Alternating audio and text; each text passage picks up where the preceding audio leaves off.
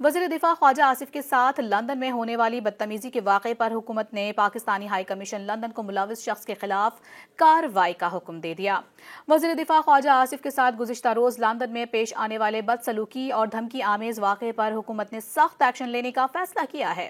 ज़राए के मुताबिक हुकूमत ने पाकिस्तानी हाई कमीशन को हिदायत की है कि वो ब्रिटिश ट्रांसपोर्ट पुलिस से राबता करके वाक़े से मुतालिक तहकीकात कराए और वाक़े में मुलविस अफराद के खिलाफ कार्रवाई करे।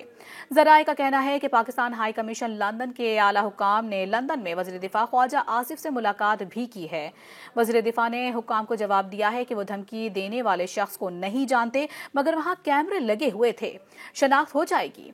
ज़राए के मुताबिक वज़ीर दिफा ख्वाजा आसिफ लंदन पुलिस में आज वाक़े की बाकायदा रिपोर्ट दर्ज करवाएंगे। ज़राए के मुताबिक पाकिस्तान हाई कमीशन आज बाकायदा तौर पर पुलिस से इंदराज मुकदमे की दरख्वास्त दायर करेंगे। गुज़िश्ता रोज़ ख्वाजा आसिफ को लंदन ग्राउंड स्टेशन पर गालियां और धमकियां देने की वीडियो मंजर आम पर आई थी।